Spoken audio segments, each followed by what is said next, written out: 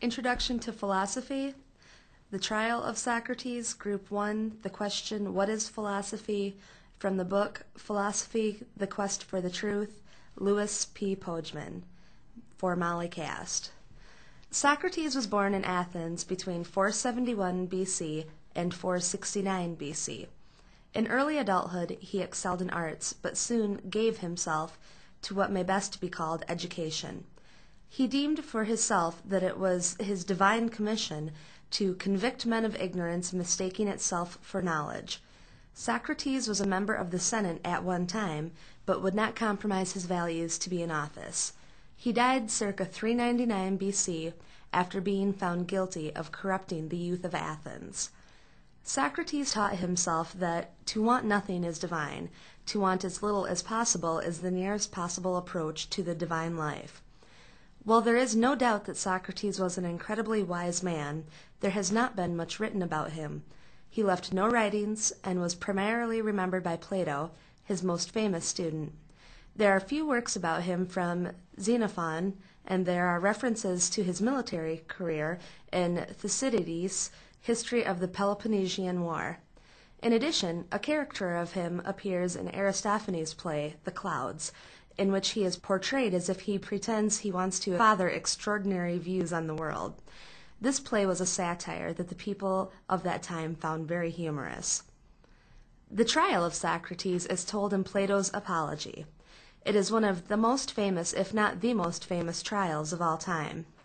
As the story goes, 3 Athenian men, Meletus, Anytus, and Lycon, have all brought charges against Socrates, stating that he is corrupting the youth of Athens and that he does not believe in the gods. The reason that Socrates is being brought to trial is because he has made some enemies of people who are in high places in Athens. Socrates had defied the law by not arresting some naval officers, and in the process embarrassed some of Athens' leading citizens. In his argument of defense, Socrates tells the people of Athens that his accusers have spoken so persuasively that he himself can hardly recall who he is.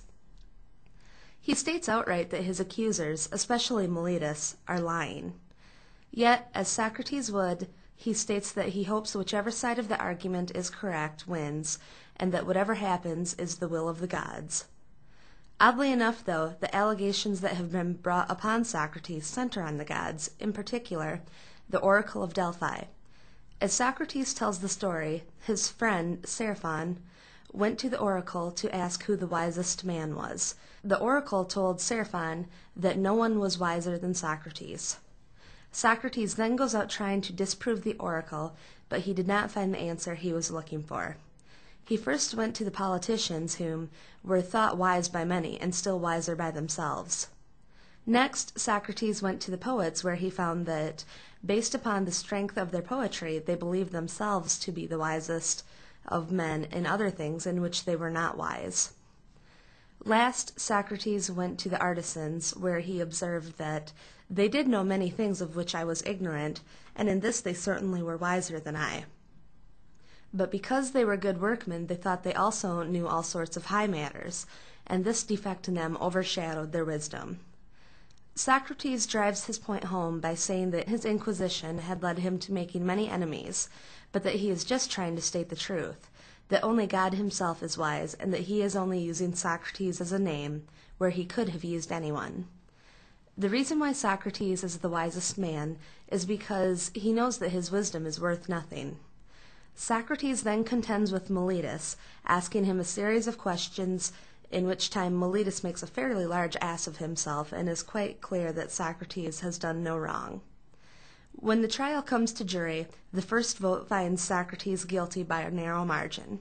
It seems that he is almost baiting the jurors at this point, but he states that the only reason he is brave is because he is convinced that he never intentionally wronged anyone. After the second vote, Socrates is found guilty on a much wider margin. The sentence is death, which Socrates gladly accepts, as he deems it is the will of the gods. Non-Western question. In my opinion, Socrates and the Buddha have much in common. Although it did not appear to be this way at first glance, Once I delved into the material, I found that these two extraordinary men shared similar beliefs in their own individual ways. The Buddha, who was said to be born almost 100 years before Socrates, there is some speculation over this, had a similar upbringing. Born in Lumbini, Nepal, Buddha was the son of the head of the Sakya warrior caste, with the private name Siddhartha, and later in life was also known as Sakyamuni, which means sage of the Sakyas.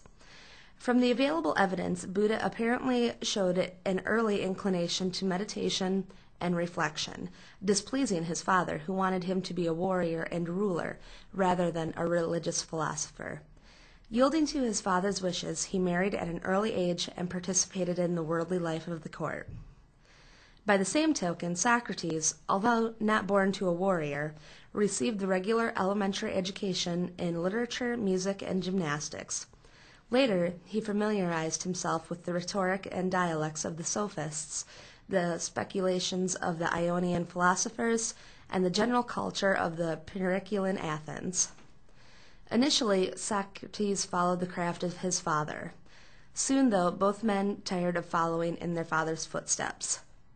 Buddha found his carefree, self-indulgent existence dull, and after a while he left home and began wandering in search of enlightenment. Socrates, too, gave up art and gave himself to what may best be called education.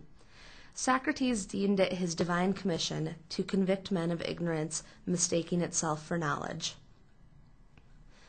Although neither man ever wrote any autobiographical work, both had similar posthumous followings. All the surviving accounts of Buddha's life were written many years after his death by idealizing followers rather than by objective historians. Consequently, it is difficult to separate facts from the great mass of myth and legend in which they are embedded. Almost identically, Socrates left no writings and was primarily remembered by Plato, his most famous student.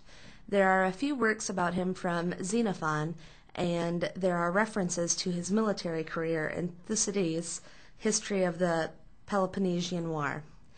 In addition, a caricature of him appears in Aristophanes' play, The Clouds, in which he is portrayed as if he pretends to father extraordinary views on the world.